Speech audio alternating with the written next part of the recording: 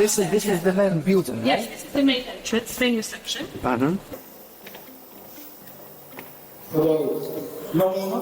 Absolutely. Very much so. Underneath the basement of the house is also for the sixth form. They have somewhere called the crypt. I've never seen one of those. What is this? Yeah, so it's like you're skiing. You have to... Yeah? You see? There's no excuse to keep fit. Yeah, exactly. I love it. Yeah, I love it.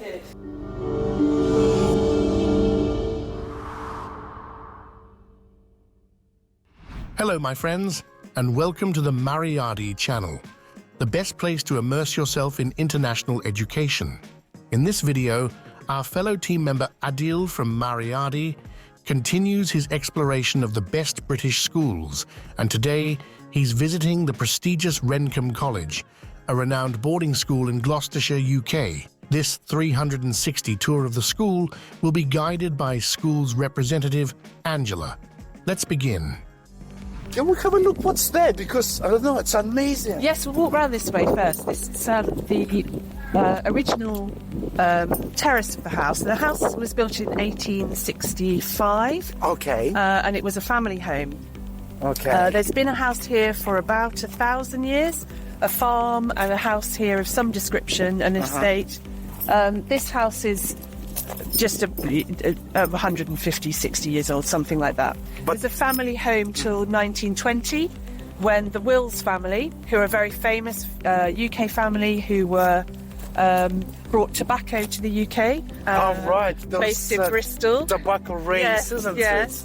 And they have a strong educational background, so they helped fund and build Bristol University, really, and Durham University and Rendcomb College. They're very highly ranked universities. Yes, and they are a great philanthropic family. They give their money to all sorts of good causes, even today.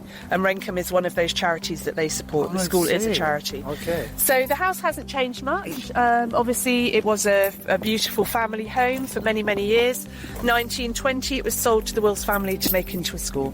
But you're so lucky to have such... It's beautiful, yes. I mean, when you are surrounded by this beauty... It's stunning. It does inspire you, isn't it? It is an inspirational setting, and we find... Guys, have a look.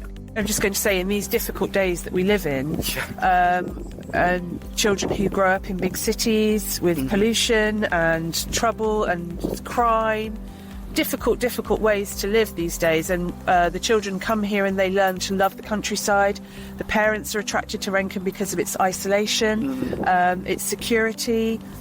The children are safe and secure here. Safe environment. Nobody comes here who isn't involved in the school. What's the closest city? Well, if you drive to Cheltenham, it's about 15 minutes. Cheltenham is quite big. Yeah, Cheltenham's a good city. We're an hour from Bath and Gloucester as well is a good city. Swindon. There's lots of cities close to us, but we're very isolated. I just take this way along the terrace here to show you a few of the other aspects of the school. Dear viewers, please make sure to follow the links in the description below this video. There you will find other episodes about Rendcomb College, including a video tour of their forest school for young children. You'll also find separate videos where Adil meets with students, the director of admissions, and the maths teacher. Additionally, there's a video evaluating the living conditions at Rendcomb College, since it is a boarding school. Make sure to take a look also in the description. You will find our contact information to request a consultation with our specialists. Original library. We'll go there as well. It's a bit windy because we're up on the hill, isn't it? Yes. Yeah. And the other some public rooms along here. Okay. And then we have later additions to the estate. This house here is the boarding house for the sixth form. Their own space. Just year 12 and year 13 live in this house. And it's a boys and girls, it's a co-educational sort of pre-university idea, so that they get used to living together, cooking together. All the meals are provided, but they've got a full kitchen in there. Smooth transition. Yes, yeah, trying to get them ready to live on their own. 100 meters. Yes. It feels as if they have their own part of the school. It's a bit more grown up. They also have, underneath the basement of the house is also for the sixth form, they have somewhere called the crypt and the bar. So they have discos there, they have parties, celebrations. They've got their own social space as well. Excellent. And this is the old orangery of the house, the old conservatory, which is now just a multi-purpose hall. It looks like, you know, in Bath where they... Yes, that's right. Yes. This is probably built in the late 1880s, 1890s, something like that. The Victorians loved a conservatory, a winter garden to grow vegetables and fruit and things like that. We believe that living and studying in such a picturesque place is incredibly valuable. Of course, everyone has their own preferences. Some may feel more comfortable in the concrete jungles of big cities. Our partner portfolio includes schools located in large cities as well. If this is what you're looking for, please let our specialists know during your consultation. Once in 2 weeks. Once in 2 weeks, yes, okay. That's right, yeah. Wow, it is beautiful. And it used to be a family church. Yeah, the whole estate. This is the estate church. Latin, isn't it? Yes. And I know, and to enter into the gates with thanksgiving and into his courts with praise. With praise, okay. So, as I say, this is the oldest part of the estate. And wow. Very, very traditional British English church. Okay. Very small and private. The family would have used this for their own private services. But once in 2 weeks, so what is it? It's just they do some of the singing? Yes, they do a normal church service, so a bit of singing, they listen to a sermon. We have a resident vicar, Reverend Bob, who takes the services. There's usually a hymn or two. It's not necessarily an overly religious experience. It's more about coming together, a bit of quiet contemplation, thinking about others and what's happening in the world. Because you are a multi-faith school, right? Yes, we are, absolutely. We have Buddhists at the school. Well, not at the moment, but we've had Thai students who've been Buddhists. We've had, obviously, Jewish families, Catholics from Spain and from the UK. The Catholicism is still quite big. And obviously the Greek Orthodox, the Russian Orthodox as well. But if someone really against into taking part in those services, they don't have to. You don't. No, they can be exempt. For example, we have boys from Germany, Jewish boys from Germany, who go to the synagogue in Cheltenham as well. Accessible about everything, absolutely everything. So they're never forced to do anything religious if they don't want to. And for a lot of people like to take part, they feel that it's part of an English education. Exactly. It's part of the experience. And a lot of students from Rendcomb come back and get married here. Even that? Yeah. So it's quite popular. You hear them, that there's old Rendcomb students coming back to get married.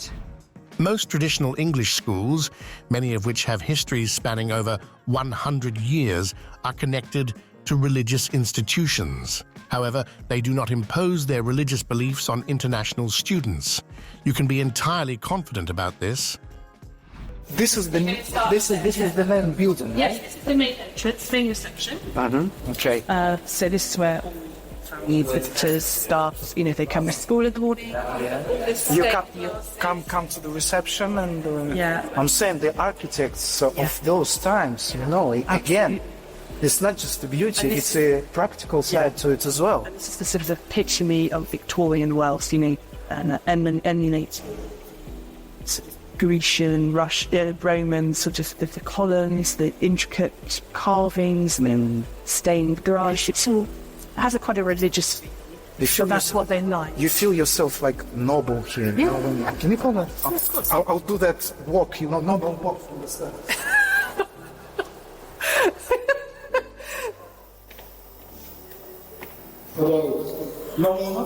Absolutely. Very much. Servants? For the servants, there were lots of those. Yeah?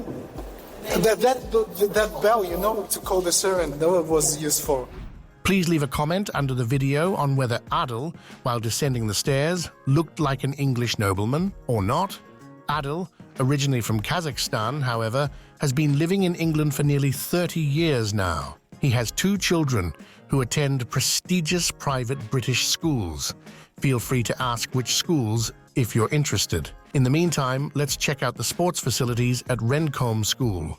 It's all more than 1 hour. You got me tired, okay? So much walking. Gym and squash court? Yes. Ah, squash. This is the squash court itself, full of gym equipment. Oh, yeah, why not? But, again, all brand new. Okay, so this is resistance gym. Yes. To support them with their training in sports, particularly rugby, and sort of anything to help them support their main sports, but also it's for general health and well-being, fitness for the boarders and the day students. It's open to them, the older years. I wonder what this is. It's a skiing machine. Skiing machine? Yeah, so you have to pull it down. That's it. Yeah, so it's like you're skiing. You have to, or you pull it down really hard. I think I'm doing it the wrong way. No, I think you're supposed to face it. Yeah, I think you're supposed to face it. Yeah, and then you pull it down really hard. So you sort of. Actually, yeah. Yeah, that's it. Yeah. I think you can control the resistance. Yes, that's right. Yeah. So really good exercise. Really good exercise. This is good for your back. Yeah, and your upper body strength. And your balance, all those things. Don't laugh at me, please. As you can see, really modern, really up-to-date equipment. Amazing, yeah. And cardio as well. You have some cardio upstairs there. Yeah, bikes, treadmills. So you have to call this again. You see? There's no excuse to keep fit. Yeah, exactly. I love it. Yeah, I love it. Really love to have it. Good stuff. Rendcomb College has a very strong science department. In British schools, science refers to subjects such as biology, chemistry, and physics. While there are no officially specialised schools in the UK, schools often have reputations for excelling in specific areas. Some schools are strong in one area, while others excel in another.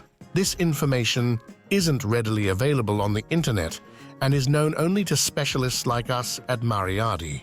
Therefore, if you have some preferences in this respect, we can certainly help you to choose the right school according to those preferences. Now, let's get back to the college. All the houses that you see here around the village were once owned by the school, but they're not necessarily all owned by the school now. Okay. So these are the older And this is a different block of the school? Yeah, this is called the stable block. Stable block. There used to be stables here before. before. Horses and carriages here, yeah. So when the Victorian families lived here, they didn't have a car, obviously.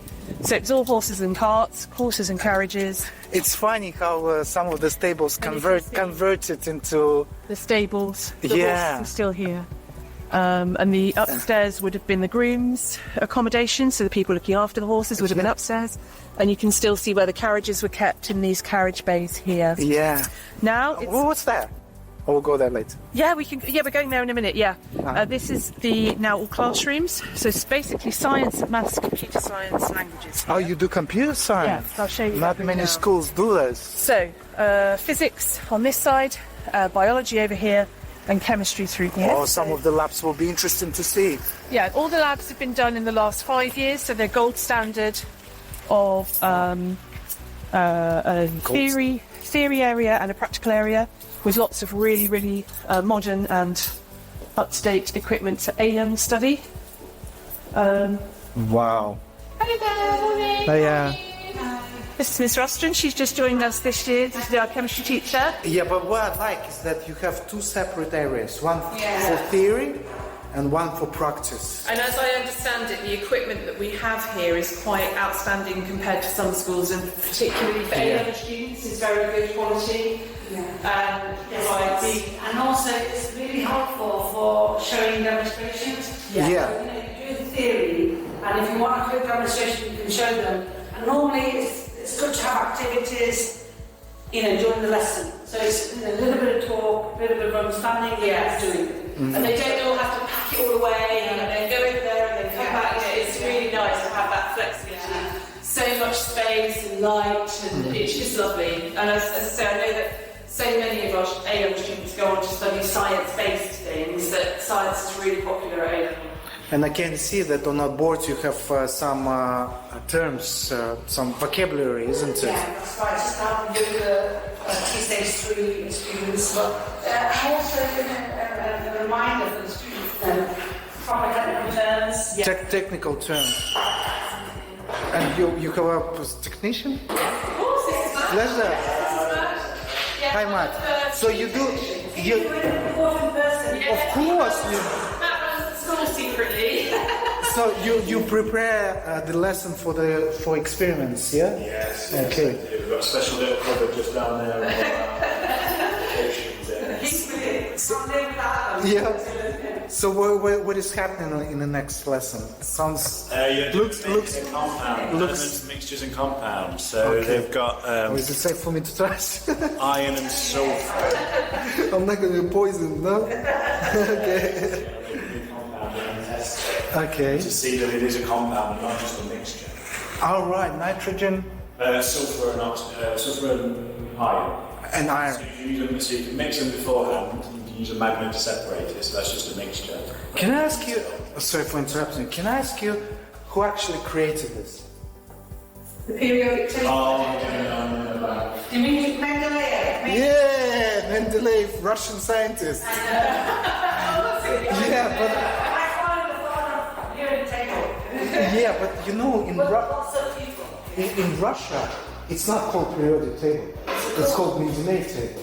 Ah, yes, of course, I've seen that. Yeah, it is Mendeleev table. I've seen that, Easy to remember. Yeah, easy to remember. You see, you didn't know. Didn't know? And I suppose we call it that because all the scientists that added to it before me. Yeah. it will be fair not to give one name. Yeah. Yeah, makes sense. And there's a technical room there, yeah? Yeah, this is another chemistry lab. So each science has 2 laboratories. Oh, this Two looks for, two for biology, 2 for chemistry, and 2 for physics. really nice so equipped. Beautiful spaces and lots of lots of lovely equipment and resources. And a few boxes as well. Boxes essential for A-level students to learn to get to university standard science practical. In case you are dealing with some dangerous substances. This is the sort of equipment that they'll see when they go to university to study science. Exactly. And we do so that they have been lucky enough in the past to do chem lab stays at Bristol University, so they take the students off to the university science departments to show them what science is like at university and what they can expect. They can see that we are preparing them for those levels in the proper using proper equipment. Yes, that's right. Yes. You know, I've been to many science labs, biomedical labs in universities, to many. Yeah. And you're right. Yeah. It's very similar. We've Smaller, had to keep up with but the children similar, because the children want to study science subjects. Yeah. So we have to provide them with the facilities and the resources that they need to get to university. Because you can't go to university and interview and say, oh, I don't know what that is, I don't know what this is. You know, they need to be prepared. But 100+ years ago, there used to be horses there. Used to be horses in here. Yeah, used to be horses in here. I haven't actually shown you many actual classrooms, but most of our classrooms look like this. Okay, this is geography. This is one of the geography classrooms. And I can see that you do lots of field trips. Yes, lots and lots of field trips. Lots of trips. We did quite exotic ones. We've been to the Everest Base Camp. We've been to Iceland, Norway. Everest Camp. We've been to lots of local British places as well. We've climbed mountains with them. Lake Nevis and Snowdon. Been to Swansea to look at the marine life there. All sorts of trips they do. Excellent. And of course we offer DME as well, so they do lots of trips with their DME. That's what motivates them, isn't it? And getting out of the classroom. And makes them to like the subject as well. It's not just textbooks, isn't it? Yeah. They need to have practical experience. Computer science. This is such a popular subject now. Yes. But for some reason, well, I know the reason, not many schools do computer science. You know why? Because it's not required by universities. Yes. But still, it's good to have some basic knowledge before you get into computing, into IT. Absolutely. And as we were discussing earlier with other teachers, the knowledge of programming, coding, understanding how programs work, it's a really important part of lots of university degrees. And I can see that they have fun rebuilding old games. Yeah, I'm trying to understand. What is this? They build their own computers as well. It's not just about the software, it's about the hardware. I was going to say, yeah. So it's not just software, it's hardware. They learn how to build a computer, what a computer is made up of. That is very important, quite interesting. And they teach all the programming languages. It's all about coding and programming. So they have, they'll learn how to program and code basic programs, games, apps. There's activities in this room, so they come and learn how to... Even building games. Yeah, building games and apps. They've won competitions for making apps. They do 3D printing from designs that they've made. They do computer-aided design. All sorts of things. Really exciting department. Very popular. Loads of people doing GCSE and A-level computer science. So it's both levels, GCSE and A-level. Yes. Great. And we recently, the last couple of years, had a Chinese girl, Evelyn, who won a place in a very prestigious computer science degree at Manchester University. Okay. So people are taking it forward. Yeah, the old consoles. Yeah. I've never seen one of those. No, what is this? My God, look at those joysticks. Yeah. My Lord.